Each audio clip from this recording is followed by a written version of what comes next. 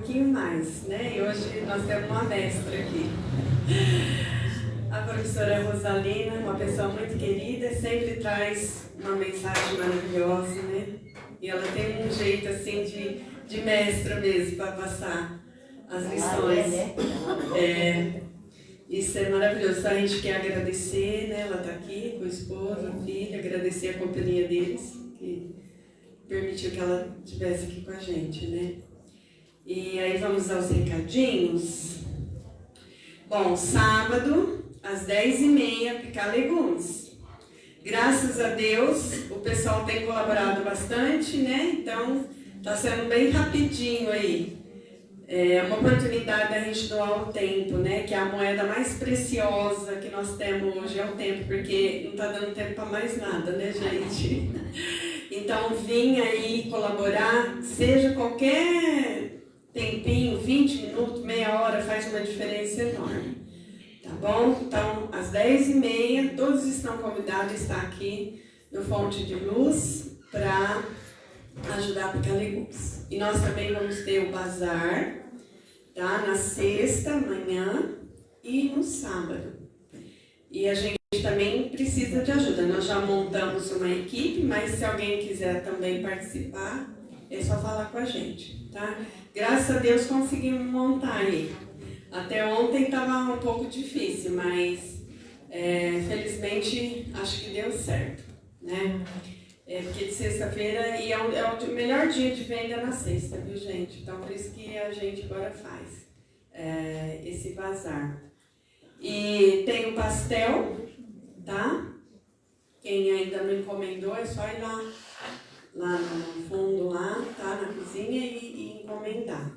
E outra coisa, bom, eu não estou vendo o Fernando Franchetti, mas eu estou vendo o Fernando aqui, o Danilo, né, e outros jovens aí, para ajudar a gente a organizar aqui, o Ricardo, Diego, né, quem puder, Antônio César, ajudar a gente depois a organizar aqui dentro, porque a gente faz o bazar aqui, né, então tem que arrumar as cadeiras.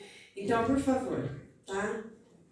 Os rapazes aí, a gente precisa de músculos masculinos. A gente ajuda aí, tem que deixar organizadinho. Depois do passe, aí a gente organiza aqui, tá? E a gente agradece quem é rapidinho, todo mundo ajudando, tudo flui rapidinho, né? Então, a gente quer agradecer e vou chamar o Ricardo para fazer a prece inicial. E depois a Rosalina vai estar fazendo a mensagem da noite.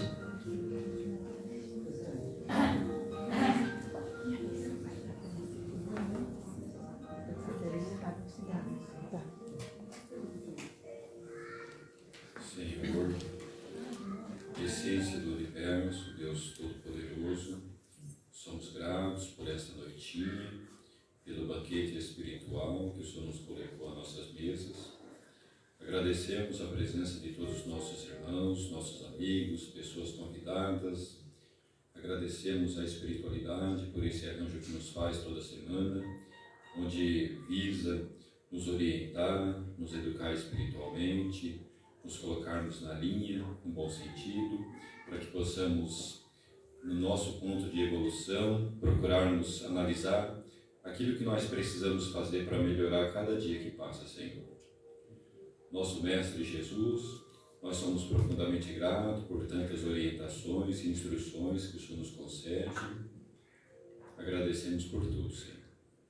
Agradecemos por todas as pessoas amigas que aqui estão presentes e pela parte que nós teremos agora a seguir com a irmã Rosalina. Pedimos que a espiritualidade possa abençoar, agradecendo em especial nossa irmã Estela, mentora da casa, como os muitos outros espíritos apoiadores que com certeza aqui estão aproveitando esta oportunidade conosco. Agradecendo por tudo, recorremos ao nosso Mestre Jesus, a quem nós agradecemos por todas as dádivas. Assim seja. Vamos convidar a irmã Rosalina. Fique à vontade.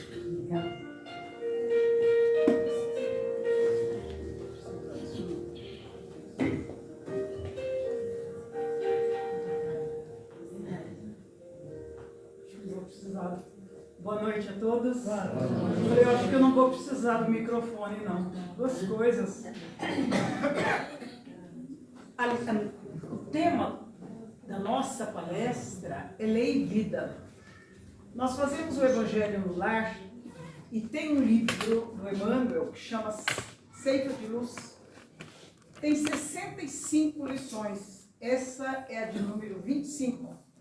E é excelente porque ela nos traça um roteiro. Então, Emmanuel, em Ceifa de Luz, ele diz o seguinte, que numa determinada situação, Jesus sobe ao monte e ele então fala aos discípulos e àqueles que o ouviam. E é quando ele fala das bem-aventuranças. Depois ele fala, vós sois o sal da terra. E se esse sal não for para salgar mesmo, for insípido, ele não é bom. E logo depois ele diz da questão da lei. Porque as pessoas não sabiam ou não acreditavam que ele seria segundo a revelação. Então ele diz assim, que ele não tinha vindo revogar a lei antiga, a lei mosaica, ou os profetas. Eu não vim para revogar essa lei, eu vim para cumprir, o que é diferente. Então sai daquela lei rígida, do olho por olho, dente por dente, e vem Jesus com a lei do amor. Então, completamente diferente. Mateus capítulo 5, versículo 17. Importante que ele começa dizendo da seguinte forma, não matarás, diz a lei. Quando nós vemos não matarás, que está lá no decálogo, não é? Nós pensamos na morte física. Então, não vai matar o indivíduo fisicamente. E o Emmanuel trata de uma outra forma de como nós podemos matar as pessoas. Então, esse texto que ele vai pensar por nós, não se refere somente à vida física dos semelhantes. Porque o não matarás de que ele trata é um alerta muito grave, segundo a lei divina. Porque o homem mata de forma irresponsável, fomentando guerras, deliberando crimes hediondos, mata por matar. Mas ele fala de uma certa forma diferente. Na lei, no capítulo 11, da Lei de Justiça, Amor e Caridade do Livro dos Espíritos, a questão 808, eu sou péssima para guardar número, decorar, leio e decoro não. Então está aqui. Na 808 diz assim, qual é o primeiro de todos os direitos naturais do homem? Nós todos, o direito natural que nós temos é o direito de viver. Ora, se nós temos o direito de viver, ninguém tem o direito de tirar a nossa vida. Só pode tirar a vida quem a deu. E quem deu é Deus. Então logo é só Ele, né? Então ninguém. Mas aí o Emmanuel começa a fazer uma coisa interessante. Ele diz assim, aí Emmanuel não, ainda no Livro dos Espíritos. Contra a vida do semelhante ou fazer qualquer outra coisa que possa comprometer a nossa vida corpórea. Qualquer coisa que se faça contra a lei não é uma coisa boa. Na 884, a lei de amor e justiça proíbe que se faça ao outrem o que não queremos que nos seja feito. Pensando nisso, eu penso, meu Deus, amar a Deus sobre todas as coisas e ao próximo como a si mesmo. Falar é fácil, mas fazer que é o X da questão. Então, ontem ainda numa palestra, eu disse o seguinte, se todos nós, quando fôssemos fazer um mal para alguém, desejar qualquer coisa de mal para alguém, pensasse, e se fosse comigo? E se alguém fizesse isso para mim? Gente, nós já estaríamos num mundo regenerado. Regenerado. Não era de expiação e provas mais. Era um mundo só de amor, de pessoas regeneradas que faziam só o bem. Então seria o ideal, seria isso. Então é proibido mesmo que se faça a outro o que a gente não gostaria que fizesse para a gente. Então nessa lição, eu elenquei, são 7 itens, eu coloquei número nos 7 itens do que ele fala para a gente pensar. alerta sobre o não matar de ordem emocional, de ordem moral, matando sonhos nas pessoas, pois essas ações que são tão negativas, um dia elas serão cobradas. Então, os responsáveis de matar sonhos nas pessoas, não existe coisa pior, cada um tem uma história. Eu tenho a minha, que não devo contar nessa encarnação, mas provavelmente, daqui a uns tempos, algum espírito vai falar, olha, um espírita tentou tirar os sonhos da criatura, mas essa criatura era Rosarina, ela não desistiu. Porque se é uma pessoa frágil, você quer fazer alguma coisa, a pessoa olha para você, imagina se você vai fazer tal coisa. Então ele já está se colocando num lugar muito superior, não é? Se diz para uma pessoa frágil, ela desiste na hora. Mas para pessoas que adoram desafios, ela fala, agora eu vou mostrar que eu sou capaz. Com Jesus eu faço. Eu penso assim. E eu sempre agi assim. Estou na reta final, praticamente. Né? Tudo que eu pensei, que eu sonhei, mesmo que tardiamente, eu consegui fazer. Então nós temos que ter fé em Deus e acreditar em nós mesmos. É isso que nós devemos ter, não deixar ninguém destruir a gente, né? Então tudo que nós fizermos de mal para o nosso semelhante, a justiça divina nos cobra. Então a primeira coisa que ele fala é o seguinte: não frustrarás a tarefa dos outros porque a suponhas inadequada. De vez que toda tarefa promove quem a executa, sempre que nobremente cumprida. No livro Boa Nova, de lições maravilhosas, tem uma lição que fala sobre moços, velhos e moços. Então Pedro e o André, eles eram irmãos. Ouviam outros discípulos mais jovens, irmãos também, João, Tiago e Tadeu. E eles estavam com um interesse muito grande de divulgar o Evangelho. Eles só esperavam a deixa, para que Jesus falasse, agora vocês vão para o mundo pregar o Evangelho. Mas aí eles olharam para os irmãos mais velhos e disseram, bom, o Pedro e o André não tem muita coisa para fazer. Primeiro, eles são velhos. Segundo, eles têm famílias. O que eles vão fazer? O que eles vão doar de si mesmos? Os dois ouviram. O André não deu muita confiança. Mas o Pedro ficou muito triste. E ele vai conversar com Jesus. Quando ele chega e fala para Jesus, Senhor, eu estou sentindo que eu já estou enfraquecido. O que posso fazer eu para pregar o seu evangelho de amor? É o que ele fala. Ele se sentiu humilhado, triste. O espírito dele era vigilante. Jesus ouviu, pensou e disse para ele, Pedro, qual é a pessoa mais velha, se tratando de velho, que pode fazer alguma coisa? Quem é o mais velho? É o Criador, é Deus. E não foi Jesus que falou, meu pai trabalha até hoje e eu trabalho também. Então, se Deus cria incessantemente, Jesus também trabalhava e todos precisam de trabalhar. Livro dos Espíritos. Qual o limite, não é, do trabalho? É o limite das nossas próprias forças. Tem muitos jovens que já nascem cansados, preguiçosos, não faz nada. E muito velhinho que dá show. Continuam trabalhando, não é? Então é o limite das nossas forças. Porque trabalho é vida. Trabalho é vida. Trabalho físico, trabalho intelectual. Quanto mais a gente lê, melhora a nossa cabecinha. Quanto mais a gente trabalha com as mãos, caminha. Então, movimento. Nós temos que botar movimento físico, mental, espiritual em nossas vidas. Então, a idade de Deus. Ele é o mais velho de todos nós. E ele compara, então, a nossa vida com uma árvore frondosa, grandiosa. Então, Jesus diz para ele que a infância é a ramagem verdejante. Então, toda criancinha que corre daqui para ali é uma esperança para todos nós. O jovem, a mocidade, já são flores, a árvore já está maior, são flores perfumadas e formosas.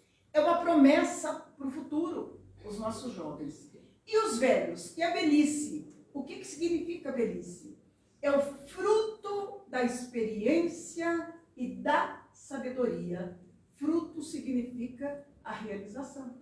Então, tá aí, olha a beleza com que ele explica para o Pedro, né?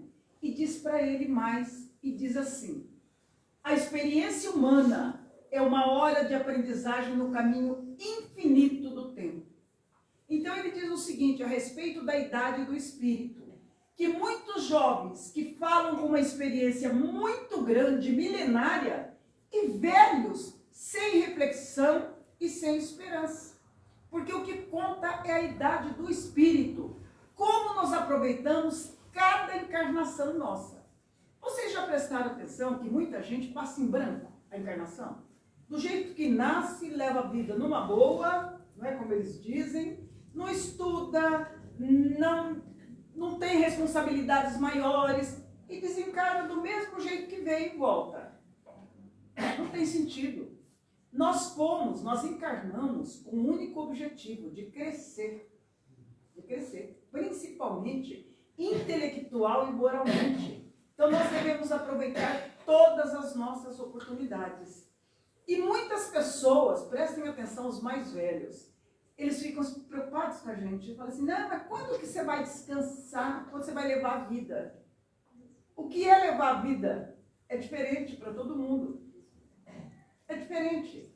Levar a vida para mim é trabalhar e estudar. Então pararam comigo ano passado. Aposentei no ano passado. E eu senti uma falta danada de ver gente, de conversar, de dar aula. Mas tem a casa espírita. Eu vou lá, domingo, segunda, sábado, domingo, segunda.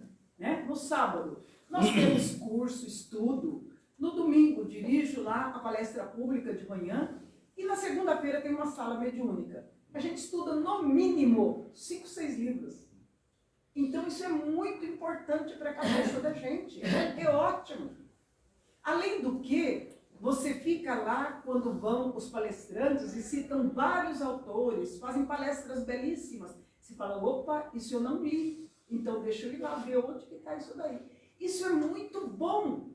Né? Então eu não vejo o tempo passar. É uma maravilha. É uma maravilha. Muito bem.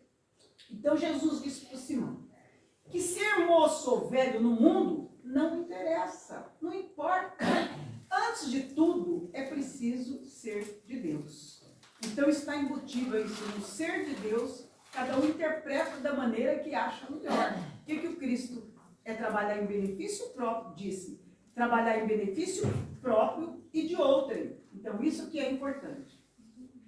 Antes de passar isso daí, na história, para quem for ver, naquela tarde, Jesus estava fazendo a pregação dele, né? E o Pedro de longe lá olhando. Então, 2 crianças, as mães, ouvindo Jesus, e uma senhora se esqueceu de olhar os filhos. E 2 crianças iam pelo mar da Galileia ali, e naquele tempo tinha praia. Então, eles iam margeando, e onde tinha águas mais profundas, eles iam caminhando. Quando Pedro viu aquilo, ele seguiu as crianças, conversou com elas, trouxe as 2 e ficou com as 2 crianças até Jesus terminar a preleção. E a mãe nem se deu conta. E aí ele vem, entrega as crianças, não é, para a mãe e sai satisfeito. Mas quando Jesus conversou com ele, ele passa perto dos jovens, do João e do outro que eu não me lembro o nome, passou perto deles e disse para eles, olha, tudo aquilo que Jesus disse para ele, ele repetiu e disse para ele, não, eu não fiquei magoado com vocês, porque ele compreendeu. E o João se desculpou também, porque ele também entendeu. Porque cada um tem o seu lugar no espaço, foi o que ele quis dizer. Simão vai para casa e ele sonha. E no sonho, ele sonha com Jesus. Então Jesus diz para ele que agradecia ele de ter cuidado das crianças enquanto ele estava falando. Quer dizer, do trabalho. Olha como Jesus exaltou o pequeno trabalho e o grande. Quer dizer, nós servimos para alguma coisa, não importa o tipo de trabalho que você desempenha. E nós sabemos o tanto que Pedro foi importante na difusão do Evangelho do Cristo. Então, segundo, não dilapidarás a esperança de ninguém, porquanto felicidade não é a mesma experiência, não é a mesma na experiência de cada um. Então, se nós perguntássemos aqui, o que é felicidade para você?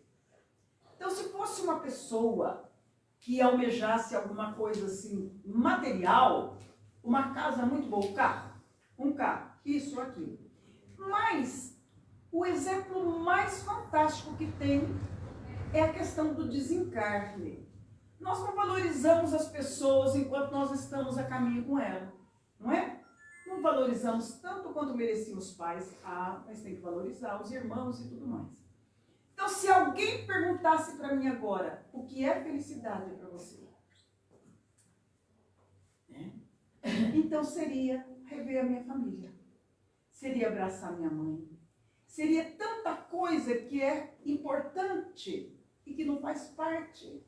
Tem muita coisa que... Bom, eu nunca tive muito interesse em muita coisa material, mas tem coisa que não vale a pena.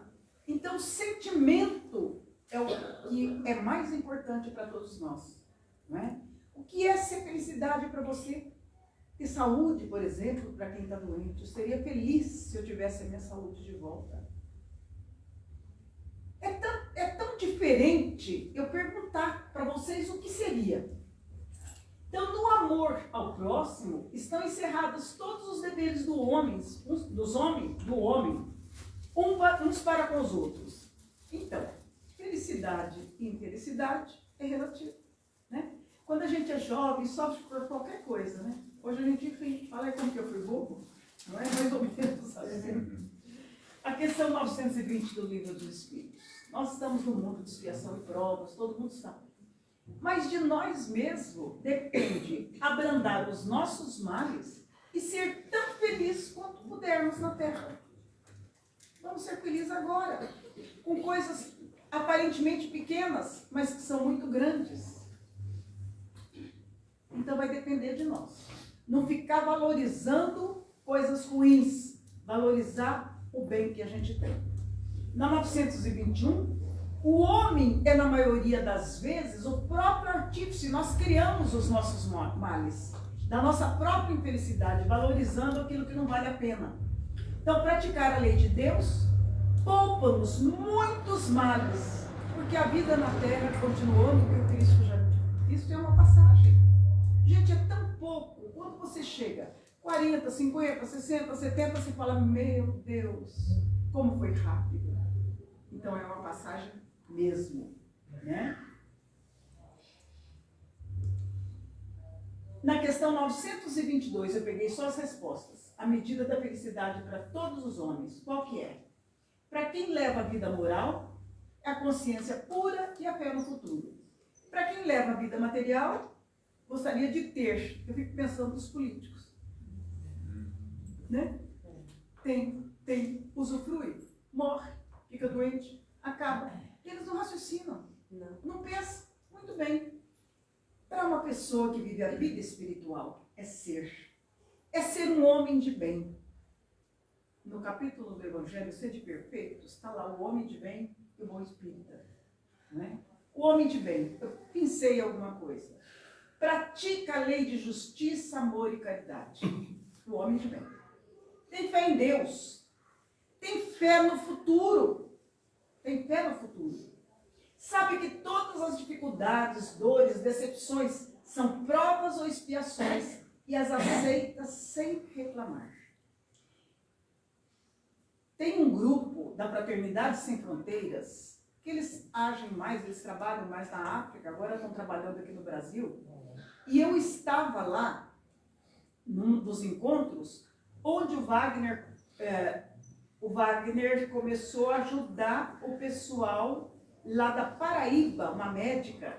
Como chama a médica, meu filho? Doutora Santana Florim. Não, a médica da Fraternidade Sem Fronteiras, que cuida das crianças. Ah, Janaíne? Não. Eu não me lembro o nome da médica. Mas, enfim, ela estava lá e as crianças que sofreu uma questão da Zika vírus. Adriana Mello. Adriana Mello. Essa médica, cientista, pesquisadora, ela foi convidada para os Estados Unidos para ir para lá. Tal a importância dela, ela decidiu ficar no Brasil e tem um verdadeiro hospital lá, ajudando as crianças que nasceram, né, com esse problema. Muito bem. E aí tinha uma menina que cuidava da questão como que eu não sei falar o nome? Epidermose bolhosa. Vocês já ouviram falar nisso? As crianças nascem com bolhas no corpo, como se fosse pior, tipo rancenismo, uma coisa horrorosa. E vai saindo bolhas no rosto, no corpo inteiro, e com o tempo vão perdendo as falanges, vai ficando sem pé, sem mão, vai caindo o cabelo. E o tratamento de uma criança dessa chega a 10 mil reais. E essa menina começou a cuidar das crianças, chama Jardim das Borboletas, né? E é uma coisa assim, um trabalho fantástico. E eu nunca leio jornal. E antes de ontem fui ler o jornal e nasceu, aqui em Rio Preto, no hospital de base, uma criança. E o médico disse que tem mais ou menos 800 pessoas com essa doença. E agora tem 801. E tinha mais uma criança, 802, já com a doença. E os pais falaram, seja o que for, nós vamos cuidar.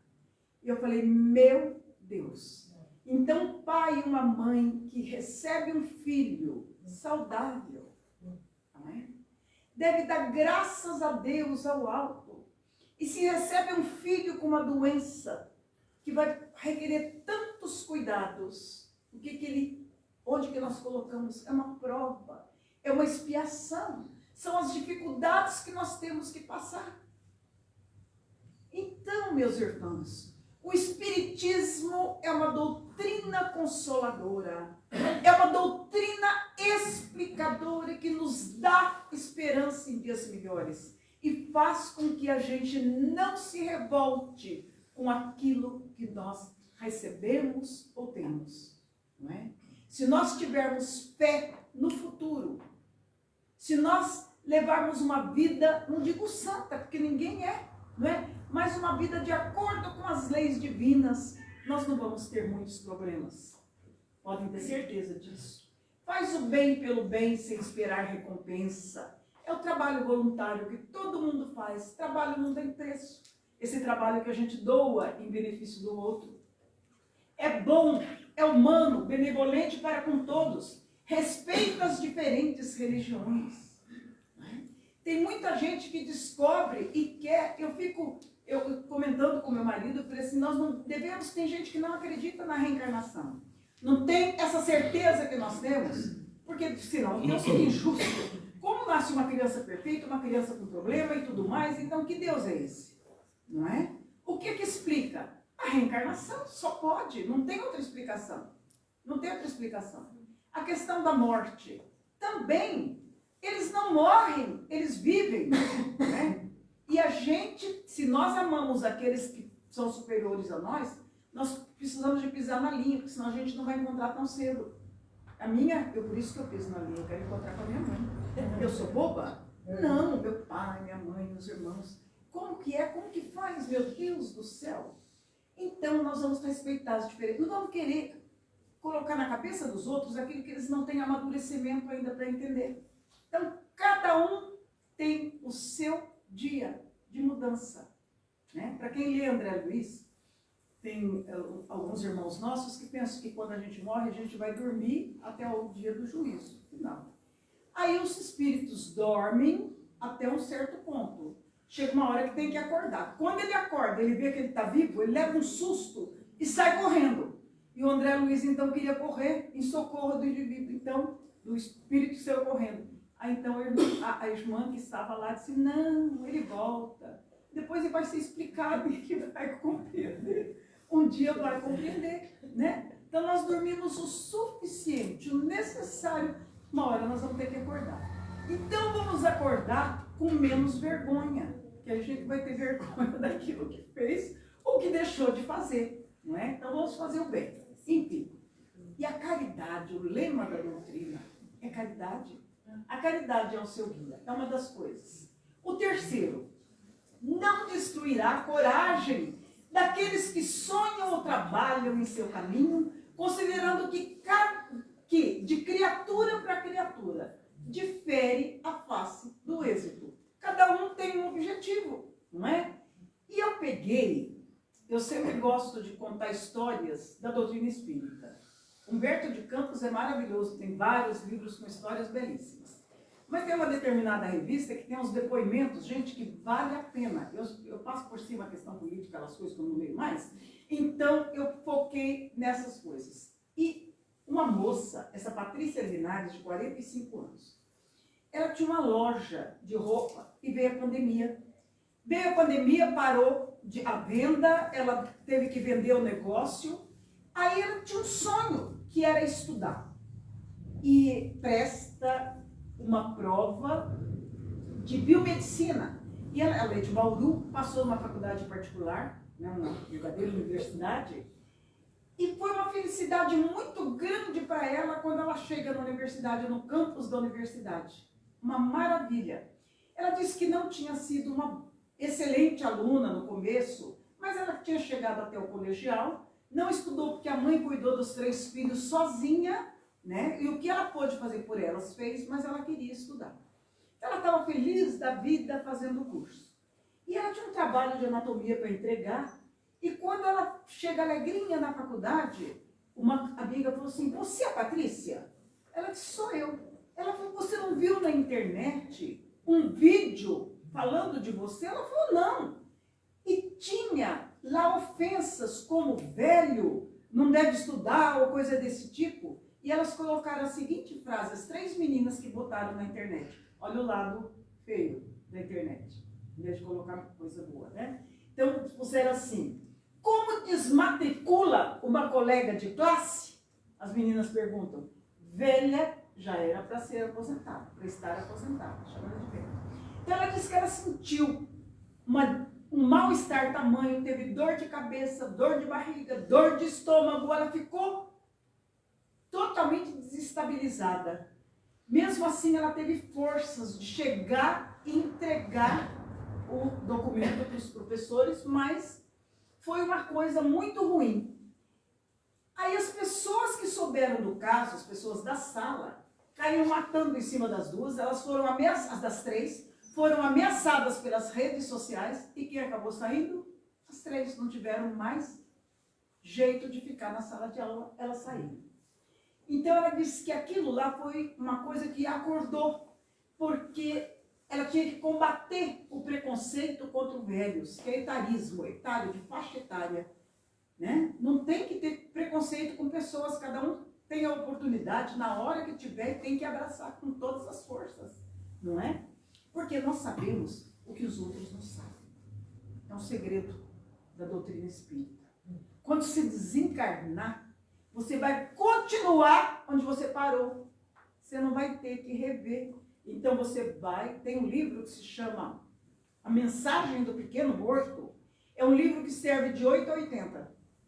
E é um livro lindo, que fala do menino que desencarnou e ele era muito estudioso, desencarnou cedo, e ele encontra com o primo. O primo era meio malandrinho, tinha desencarnado também. Só que ele estava muito mais atrasado, porque ele não era muito chegado nos estudos. Então, vale a pena a gente estudar, porque aí você vai partir do ponto que parou. Então, vale a pena, né? Mas a Patrícia recebeu uma forte corrente de solidariedade dos professores ou dos colegas. Ela falou: eu recebi até flores, né? E chocolate. Deram para agradá-la. E ela continuou. Ela disse assim: o que fizeram para mim foi uma motivação. Espírito forte. Qual que era o sonho dela? Fazer iniciação científica, pós-graduação, doutorado e ter um laboratório. Olha que maravilha! E ela vai chegar lá. Mas o exemplo mais bonito foi o dessa menina. Não sei se vocês leram na época. É desse ano, de 17 anos. É uma menina de classe média baixa, classe de gente pobre, lá da Paraíba. Né? Ela morava a 500 quilômetros da capital, e o sonho dela era ser médica, Desde criança, tinha o sonho de ser médica. A mãe trabalhava numa escola, então ela ficava lendo nos corredores e tudo mais. Essa menina, ela passou em primeiro lugar na medicina da USP. O que ela fez? Ela estudou muito, mas muito mesmo, e ela presta o Enem. Mas veio... Ela tinha... aliás, ela ganhou um livro. E antes de ganhar esse livro, como criança, ela tinha algumas ideias, algumas perguntas que ela se fazia. Quais eram as perguntas dela? Por que sonhamos? Por que precisamos nos alimentar? Como se formam as nossas memórias? Então, por exemplo, se eu perguntar para uma jovenzinha, qual a memória que você tem da sua infância? Ah, eu ia visitar minha avó, ou era assim, ou era uma infância difícil, era uma infância agradável, e vai construindo. Então ela se perguntava, como se formam as nossas memórias? Aos 8 anos, então ela ganha um livro de anatomia, e ela folheava o livro, e ela se via cuidando de pacientes, ajudando as pessoas. E ela passa no ensino médio, numa escola, no Instituto Federal de Ensino, lá em Cajazeiras, onde ela morava. Foi uma super seleção. Ela disse que estudou muito para entrar nessa escola. E ela já estava na escola 2 ou 3 meses depois, veio a pandemia. Ela falou, meu Deus, o que eu faço agora? E ela não tinha muito treino com esse negócio de mexer no computador, de ver, mas ela consegue entrar nos sites e tinha videoaulas. Então, enquanto tinha a pandemia, ela foi estudando pela internet. Quando volta às aulas presenciais, ela viu que ela não daria conta de largar daquilo, porque ela precisava de aprender tudo muito rápido. Então ela fica o dia inteirinho na sala de aula, das 7 horas. Ela levantava às 5 horas da manhã, estudava até às 7, depois ela ia para a escola, voltava da escola às 5 horas da tarde, e ela estudava até às 9 horas da noite, todos os dias. Então ela diz assim, a minha vida social foi prejudicada. Ela sabia tocar violão, então a única coisa que ela relaxava um pouco era quando ela tocava violão. Ela estudava então os 3 períodos, né? E essa menina, quando foi prestar a prova, ela disse que no 3º dia, e ela põe lá, tem a percentagem de quanto ela fez em cada disciplina. Quando ela passou, já foi um susto. Susto maior quando ela viu que ela ficou em primeiro lugar do país. 17 anos. Pobre. Aí ela podia estudar na USP, que é o sonho de qualquer um. Mas ela preferiu ficar lá em João Pessoa, porque a família vivia de salário mínimo e seria mais fácil para ela. Olha que espírito danado. Ela tem um sonho. Gente, olha lá embaixo qual é o sonho dela. Cirurgiã em neurologia e trabalhar no SUS. Ah, são esses espíritos especiais que estão encarnados aí. Né? Olha isso, que maravilha trabalhar no SUS. Né? E ela disse que os livros me aguardem. Ou seja, eu vou estudar e chego lá. Por isso que eu disse, não adianta. Quem quiser matar sonho, se você for firme e forte, você continua sonhando e você realiza. Não posso falar porque isso sai na internet, mas eu tenho um caso aqui, na hora eu conto, particular. Agora não dá. O 4, não aniquilarás com inutilidades o tempo dos seus irmãos, porque cada hora é agente sagrado nos valores da criação. Também, a gente não deve tomar o tempo precioso das pessoas. A gente tem que aproveitar aqueles que nos oferecem o tempo. E um dia, folheando o jornal, eu olhei no necrológio assim, Dona Berta, a professora mais idosa da USP. Gente, essa mulher, eu lecionei 54 anos, achei que eu fiz uma grande coisa. Pois é. Sabe quantos anos ela lecionou? 75. 75, a mais idosa. Olha que coisa maravilhosa, que coisa fantástica. Ela foi da primeira turma de História Natural, entrou lá em 38, mas ela foi contratada, desde estudante, ela já trabalhava no departamento de botânica, ela já foi contratada e foi ficando, né? Filha de um brasileiro e de uma alemã. Quando eles estavam na Alemanha, com a Primeira Guerra Mundial, eles vêm embora. O pai era... ele dava aulas, mas ele era engenheiro também. A mãe, cantora lírica. E o pai, no final de semana, levava eles aos domingos em passeios ecológicos. Falava de planta, de animais, ela se interessou e foi ficando.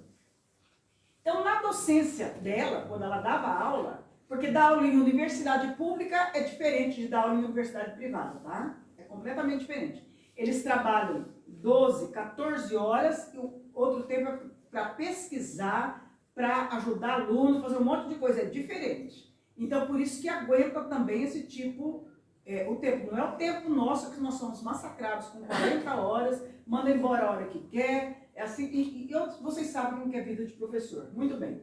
Mas ela levava os alunos de pós-graduação em 4 viagens por ano, né? E ela fazia da Universidade de São Paulo a sua casa e os alunos eram a sua família. Ela era solteira, claro, né? Era família. Então, aluno que não tinha comida, ela ajudava, que não tinha lugar para dormir, ela levava para casa e assim foi. Aí, ela parou em 2013. Por que ela parou em 2013? Problemas nas vistas e nas pernas. 96 anos. E os alunos, como ela orientava trabalho, ela levava os alunos iam na casa dela. Aí, quando não deu mais, ela desencarnou. Aos 99 anos, dormindo. Estava lá, morreu. A espírita falou, não morreu só não, desencarnou, tudo bem, saiu voando, né? Olha que maravilha. Aos 99 anos. Então, tem idade para parar quando você ama o que você faz? Não tem idade. Então, essa daí aproveitou bem o tempo e aqueles que estavam à sua volta aproveitaram o tempo para crescer com ela. Isso eu acho lindo. Muito lindo. Não tem... O Dr. Braille, ele desencarnou com 82 anos. E ele já não podia fazer aquilo que ele mais amava, que era fazer cirurgia, né? E ele foi um exemplo para mim. Então eu disse para ele que eu tinha um sonho, que era estudar e tal. Aí antes dele desencarnar, eu falei para ele, doutor, eu não vou decepcionar o senhor. E ele era muito direto. Ele falou assim para mim, você não me decepciona, porque eu sabia, eu sei que você nunca me decepcionaria. Gente, foi como se desse uma injeção de ânimo. Eu falei, não posso decepcionar esse homem. Ele desencarnou antes, mas foi para mim um exemplo de trabalhador. E na época, nós tínhamos tido problemas também. E ele disse que ele continuava de qualquer forma. Ele parou de trabalhar com alguns alunos, mas ele orientava um trabalho de uma pessoa de Manaus pelo computador. Porque esse ele não podia, que era uma pesquisa, eu não sei se terminou. Mas um exemplo. Então eu me espelho em gente que dá certo. Cora Coralina, 75 anos, o primeiro livro que veio ao lume, jovenzinha, só que ela escrevia desde os 14, essa mulher maravilhosa, e se tornou espírita, viu? Se tornou espírita. Muito bem. No vasto caminho da Terra, cada criatura procura o alimento espiritual que lhe corresponde à sua posição evolutiva. Cada um faz de acordo com a sua evolução.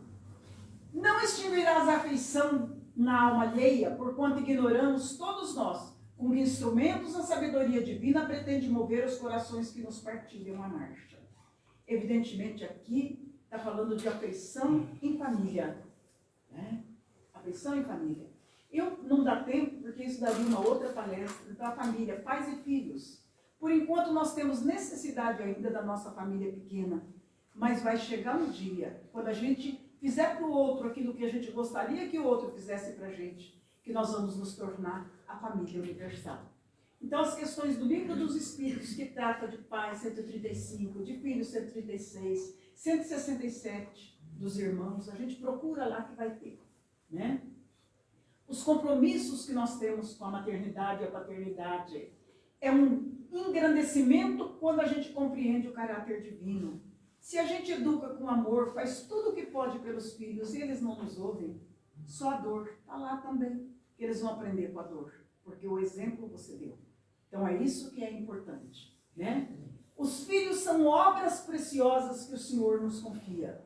Os filhos também têm dever né? Deveres para com os pais, e tem que ter vigilância consigo mesmos. Então, eu sou avó agora, né? Eu tenho uma neta muito linda. Então, eu falei para minha filha, cuide da sua filha, como eu cuidei de você. Até onde eu pude. Porque chega num ponto que adolescente, vou estudar fora, aí é com eles. Então, tá lá, vigilância consigo mesmo. Se é um estudioso da doutrina, vai sair pronto. Não vai ter problema. O Evangelho nos convida a amarmos os nossos irmãos. Quais são esses irmãos que a gente tem que amar? Os que exigem auxílio fraterno e seguro. São eles. Os doentes que reclamam remédio, os fracos, os ignorantes por esclarecimento, os desajustados, os que nos ferem, os que nos perseguem e caluniam. São esses, né, que nós temos que amar. São nossos irmãos. Reconhecer que se eles vibrassem em outra faixa, não fariam as pessoas sofrer, né? Então, quando vem um pensamento negativo, eu sempre falo para o meu filho, vai depender de nós, né? Vocês prestem atenção, de vez em quando tem boi na linha. A gente está bem quando vem uma coisa ruim na cabeça e a gente tem que tirar. É a influenciação negativa, né? De irmãos nossos que não têm compreensão ainda. Então, nós temos que aprender a nos livrar desses males, mudando o padrão vibratório. Se amas a Deus no irmão que te entende e ajuda, não te esqueças de honrá-lo no irmão que ainda não te pode amar. Isso é Emmanuel. Não exterminarás a fé do homem e dos companheiros que renteiam contigo. Na fé do espírito do homem, dos companheiros que renteiam contigo, observando-se que as estradas para Deus obedecem a estruturas e direções que variam ao infinito. Então, nós estamos falando aqui de religião mesmo. Então, as estradas todas levam para Deus, né? Mas variam, cada um tem o seu amadurecimento. Respeita nos outros, então, as convicções sinceras, não reprovar os que não pensam como a gente. E cada criatura, que nós já citamos antes, procura a posição que ele já pode ocupar, né? E a última é reflitamos no bem do próximo, respeitando-lhe a forma e a vida. A lei não traça especificações ou condições dentro do assunto. Preceitua simplesmente: não matarás. Física, moral e espiritualmente. Não será algoz de ninguém, nem que tivermos que silenciar. Ao invés de cometermos um erro, preferível ser agredido do que agredir, ser caluniado que caluniar. Da mesma boca procede bênção ou maldição do caminho. Cuidado com o poder da palavra. O mal é ruim para quem faz e não para quem recebe. Joana de Ângeles. É um mantra para mim. Quando as pessoas me fazem um mal, eu falo, coitado, é pior para ele, não para mim. Nós seremos responsáveis pelas nossas ações, equivocadas, erradas. Então nós temos que fazer progredir aqueles que estão no nosso caminho e não fazer o mal. Que Jesus nos abençoe, nos ilumine, nos guarde e sejamos felizes, tanto quanto pudermos aqui na Terra. Faz a oração final. Faz a oração. Você apaga aí, por favor.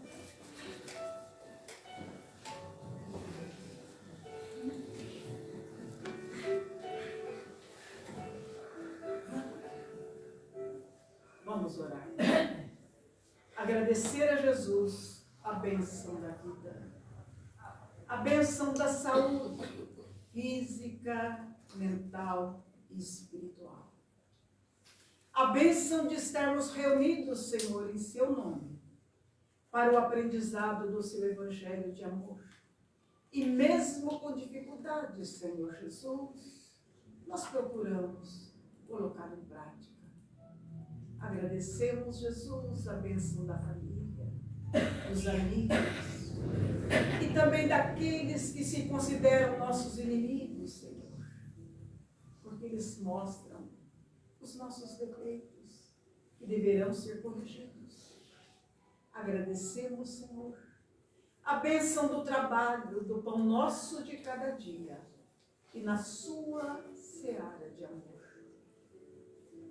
E como grandes pedintes que somos, Senhor, nós gostaríamos de pedir, em benefício daqueles que sofrem, tanto encarnados quanto desencarnados, por todos os doentes internados nos hospitais, nos leprosários, manicômios, as nossas crianças doentes, com essas doenças raras, Senhor. Proteja aqueles que trabalham com a saúde, médicos, enfermeiros, cuidadores de modo geral. Pelos nossos doentes particulares, nós te pedimos, Senhor. Pelos nossos amigos que nos pedem prece. Misericórdia, Senhor.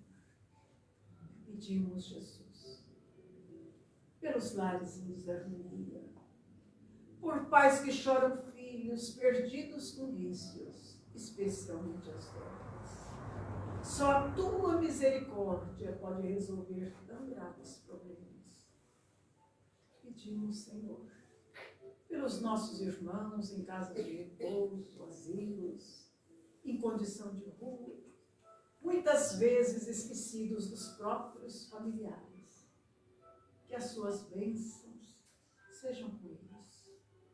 Pedimos, Jesus, por ti, pelo nosso lar, pelo nosso companheiro, a nossa companheira, pelos filhos que nos confiastes, nós te pedimos, que nós possamos continuar sendo para eles, Senhor, exemplos do teu amor. Por esta casa abençoada que nos acolhe, Senhor, pelos seus dirigentes e pelos seus trabalhadores, e por todos nós que aqui vimos em busca de um lenitivo para as nossas dores. Nós te pedimos. Pedimos por fim, Jesus, pelos nossos entes queridos que nos antecederam na parte espiritual. Onde estejam, que recebam a nossa prece de muita saudade e de muito amor. Senhor Deus do amor eterno, sabemos que nos renovas por meio das grandes provas que abalam o coração. Por isso não te pedimos que nos retires da estrada quase sempre atribulada de acesso à renovação. Estamos a suplicar-te acréscimos de energia nas lutas de cada dia e amparo libertador. Necessitados de forças, rogamos-te apoio amigo, queremos viver contigo no reino do eterno amor. Que a tua paz, Senhor Jesus, que o teu amor seja sempre conosco e que assim seja, Senhor. Sim, sim.